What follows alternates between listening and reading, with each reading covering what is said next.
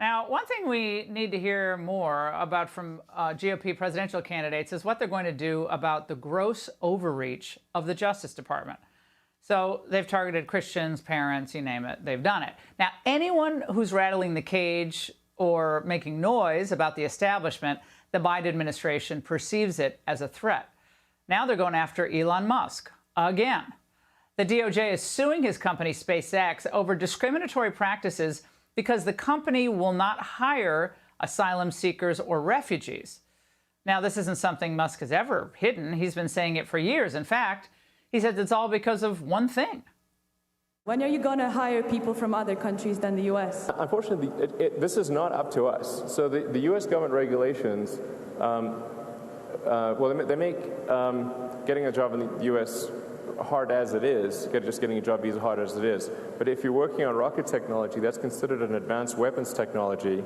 So even a normal work visa isn't sufficient. So I want to be clear, this is not out of some desire of SpaceX to just hire people with green cards. It's because we're not allowed to do anything else. The government says that he's wrong, that Musk can hire asylees and refugees to work on rocket and weapons technology. I personally don't think you should be able to do that, but they say that's the law. Now, I want you to hear something else that Musk said about this policy. I think this is not a wise policy for the U.S. because there's so many talented people all around the world that we would love to have work at our company, but unless they can somehow get a green card, we can't. We're legally prevented from hiring anyone. So Musk is pretty liberal on this. He's not really with the populist camp on this type of question. But joining me now is David Sachs, a close friend and former colleague of Elon Musk. He's also a partner at Kraft Ventures and co-host of the All In podcast.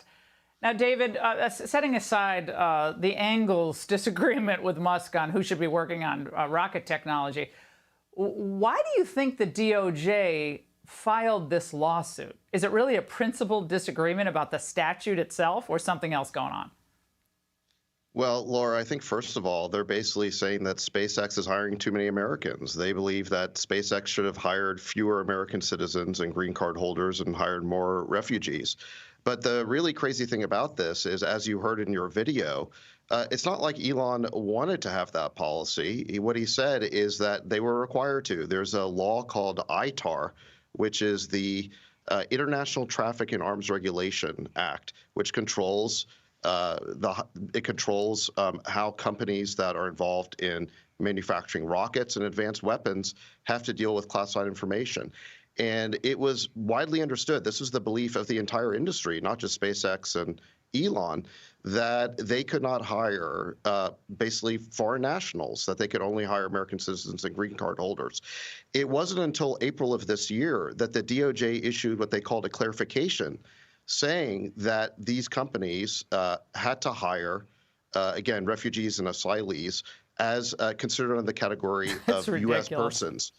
And now they're going back, and they want to make it retroactive to 2008 through 2022. So pre-clarification, they want to basically say that SpaceX is liable for those 15 years before they issued this clarification. Yeah, I want people to know what this entails, as David referenced there. Okay, the DOJ wants SpaceX to pay back pay, including interest and all other relief available to each individual discriminated against who was actually qualified.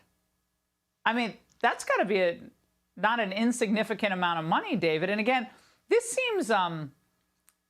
seems really punitive at this point. This does not seem like a fair application of clarified statutory language. Right.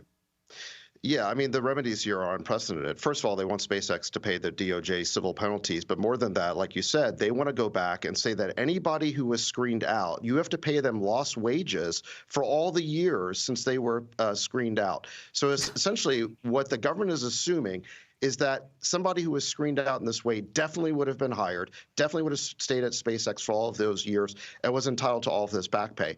As we know, SpaceX has a very high bar for hiring. It's a very difficult place to get jobs, and people who can get jobs there can get jobs in lots of other places. So they're just assuming these incredibly draconian remedies Yeah, that no, I don't this think is- they'd be applying to any other company. That's the kicker. I think he's being Mm-hmm. targeted for who he is, what he believes about free speech, and for, of course, X, formerly known as Twitter. That's what this is about. David, thank you for your insights on this. Hey, Sean Hannity here. Hey, click here to subscribe to Fox News YouTube page and catch our hottest interviews and most compelling analysis. You will not get it anywhere else.